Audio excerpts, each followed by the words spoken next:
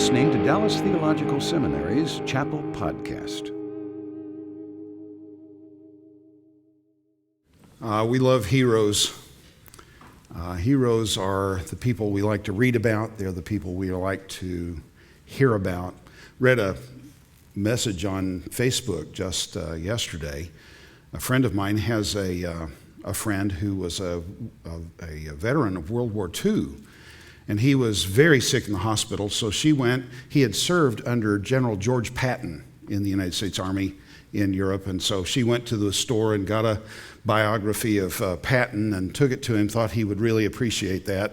When she handed it to him, she said he used more colorful language than Patton did at the beginning of the movie in describing Patton. But there are some that are problematic, but heroes are the people we like to hear about. And heroes are people that we hold as a high example of what life ought to be and how life ought to be preserved or pursued.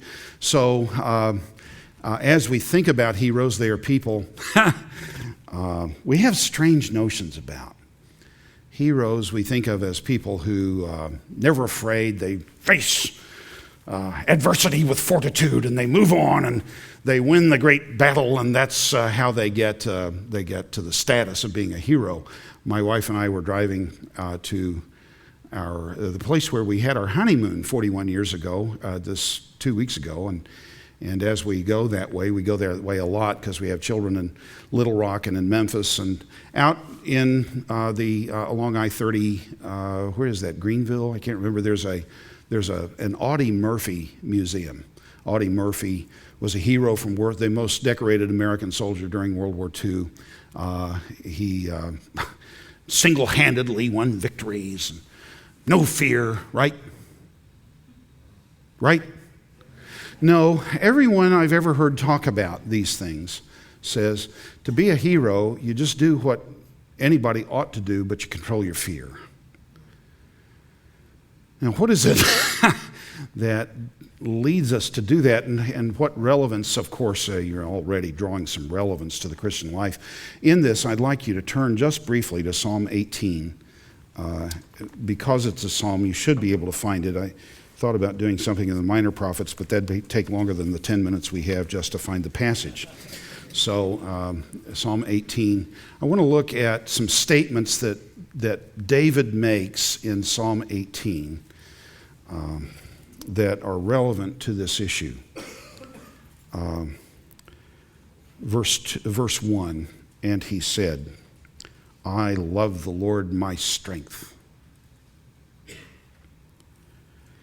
The Lord is my rock and my refuge. He is my deliverer. He is my God, my rock in whom I take refuge. My shield, the horn of my salvation, my high fortress. Look down at another verse later in the psalm, verse 32. For who is God other than the Lord? And who is a rock except our God? And finally at verse 47, the Lord lives. Blessed is my rock, and the God of my salvation is exalted. Well, there it is. Here is a psalm. Psalm 18 is a thanksgiving psalm. David has written this toward the end of his life. It's quoted, it's also present in 2 Samuel 22. It's a key passage in the book of 2 Samuel. And there we learn that this psalm he wrote when he was delivered from all his enemies and from Saul. And here's David, who faced enemies all his life. He started with enemies in his family. His brothers despised him. I would remind you that when Samuel came to anoint David in Bethlehem, they got the whole family together, and the Lord took Samuel down the line of the sons of Jesse, and he kept saying, well, it's got to be the king that you want to anoint. And God's saying, no, not this one. You're looking on the outside, I look on the heart. So he comes to the second and the third and the fourth, and none of them is the selection for the next king of Israel. So where's David? If Jesse is afraid and the elders of Bethlehem are afraid when the prophet Samuel comes and they all gather for the sacrifice, Why didn't David gather? Well, it may be indicated by the fact that Jesse says, well, David, the youngest, Hakaton, the little one, is with the sheep. What does that suggest about his relationship to his family? And then later when David went down to the battle in the valley of Elah and his brothers saw him coming, they despised him. I know your wickedness of your heart. You've come here to see the battle.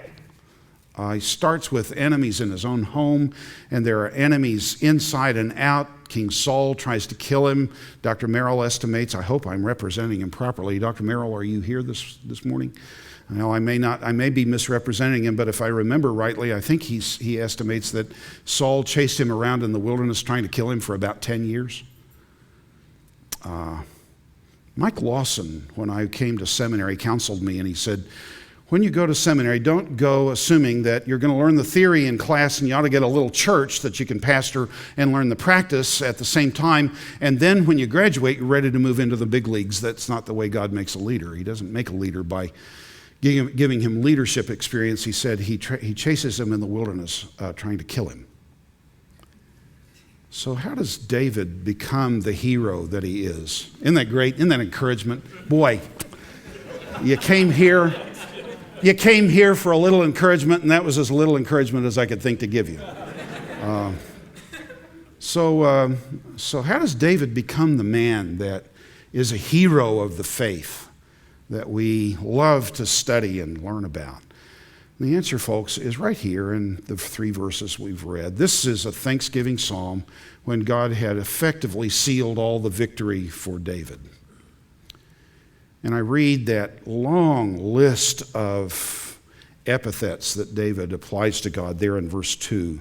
Is that verse 2 in your text? The Lord is my rock and my refuge. Is that verse 2? All right. My favorite professor said, if what I read is different from what is on your page, it is because I am reading the inspired text and you are reading a mere translation. So just make sure I get that across to you. Now, for our international guests, that's a joke, and I didn't mean it seriously.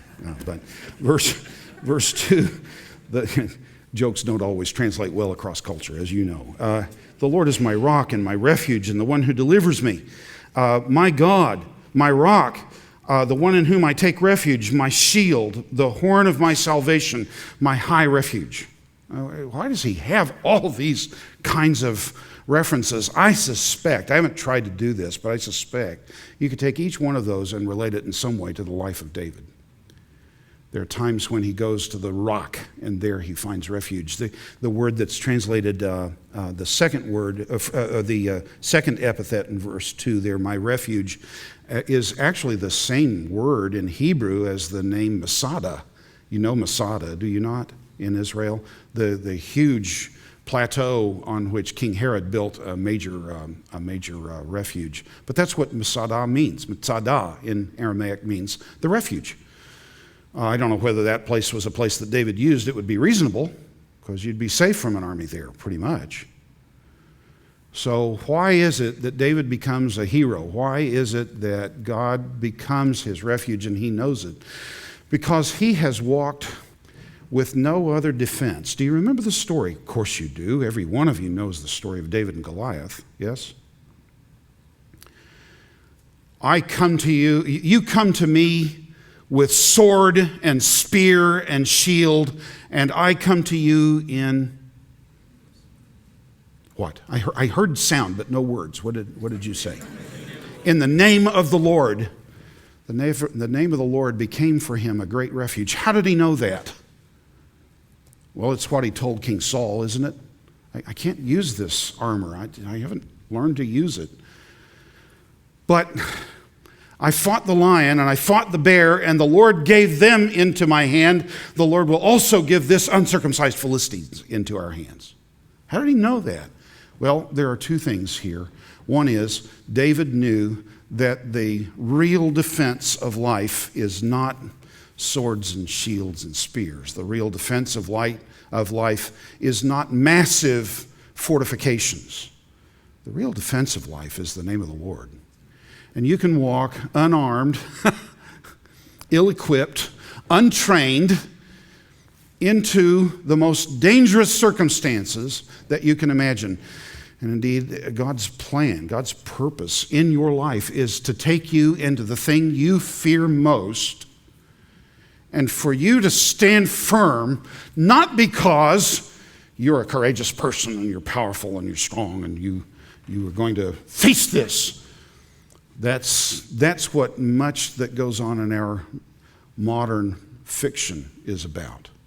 Even much that goes on in the biographical movies that are made. It's the person with the strength of spirit to overcome. The human spirit can achieve anything. No, that's not what this is about. It's about the person who sees the danger, takes it seriously. It's danger. Could mean your death. But because God is leading you, you walk into that dangerous situation apparently unarmed, apparently undefended, apparently unprepared, apparently untrained, but you have come to know what God has done in the past. And you know that the God who has dealt with you in the past has not changed. It's the same God yesterday, today, and forever. Yes? So because God has delivered in the past, you assume, you trust that that God who is a deliverer is going to deliver today or tomorrow or next week or sometime. I don't know when. This is the hard part about the life of faith. I don't know when he's going to deliver. I don't know how he's going to deliver, but he's a God who delivers. He's the God of my salvation. Am I right? And folks, God has called all of us to be heroes. Heroes not who have rejected fear, heroes who have put their faith in the living God, who is my rock and my salvation. Let's close with prayer. Father, thank you for your constant deliverance in our lives. But Father, there are so many things that we fear, and it is your purpose to lead us right into them so that we find out how marvelous, how magnificent, how worthy is the name of our God, how perfect is your provision.